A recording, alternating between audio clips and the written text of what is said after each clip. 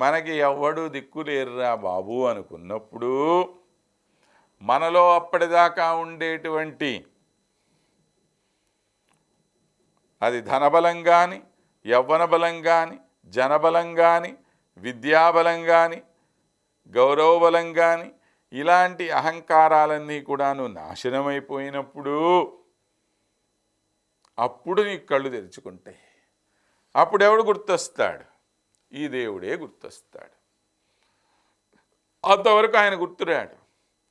కానీ ఆయన్ని ముందే గుర్తు తెచ్చుకుంటే ఈ కష్టాలన్నీ మనకు వస్తాయా?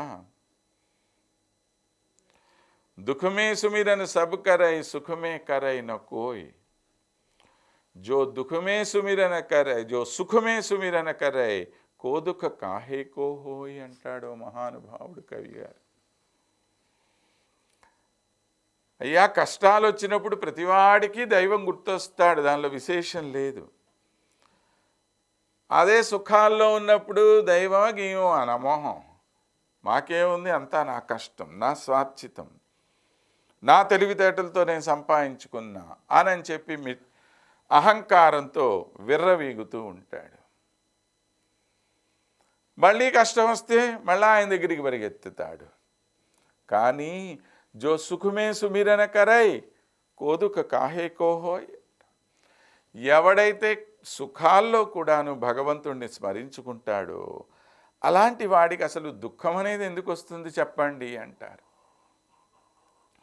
కాబట్టి ఒక కష్టం వచ్చినప్పుడు మనం మనిషిని గుర్తు తెచ్చుకోవటం కాదండి. న దైవమేవాశ్రయతే నాన్యత్తత్ర పరాయణం, దైవం తప్ప మనకు ఇతరమైనటువంటిది ఆధారం ఏదీ లేదు అని చెప్పి నువ్వు ఎప్పుడైతే అనుకుంటావో అప్పుడు నీ మనస్సులో, నీ బుద్ధిలో ఈ దైవం అనేటువంటిది ప్రతిష్టాపింపబడి ఆ దైవం నిన్ను ఆదుకోవటం జరుగుతుంది. మరి ఇదే దైవానికి నీ మీదే కోపం వస్తే ఏమవుతుంది? నీ పట్ల నిర్లక్ష్యాన్ని ఆ దైవం ప్రదర్శిస్తూ ఉంటే నీకు ఎలా అనిపిస్తుంది? ఇది తరువాత ప్రశ్న. దీన్నే మనం దైవోపహతుడు అంటున్నాం. దైవోపహతుడు అంటే వాడి లక్షణం ఏమిటయ్యా అంటే, ఆఖరికి అందరికన్నా మూలమైనటువంటి దిక్కు అయినటువంటి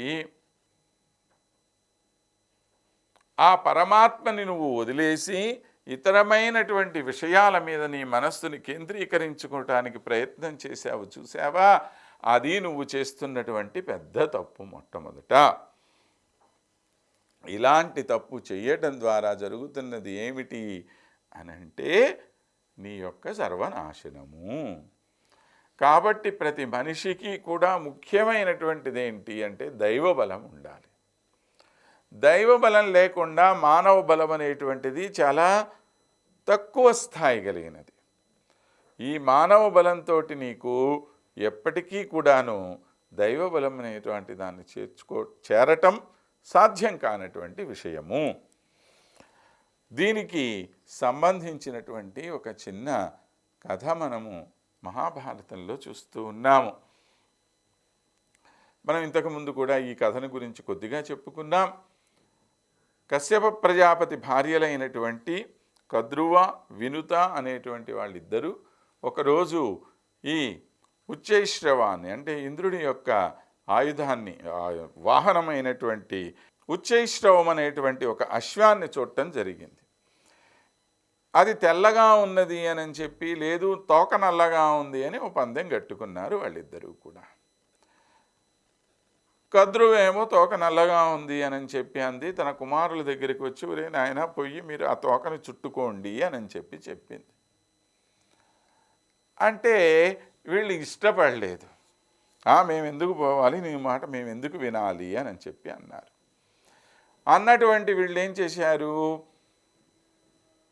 తల్లి మాట వినకుండా బయటికి వెళ్ళిపోతుంటే తల్లి శపించింది, మీరందరూ ఈ జనమేజయుడు చేసేటువంటి యజ్ఞంలో పడిపోయి నాశనం అయిపోవాలి అని. ఒక తల్లిగా అంత తీవ్రమైనటువంటి శాపం ఆమె ఇచ్చింది అని అంటే కారణం దైవం చేత వాళ్ళు ఉపహతులైన వాళ్ళు.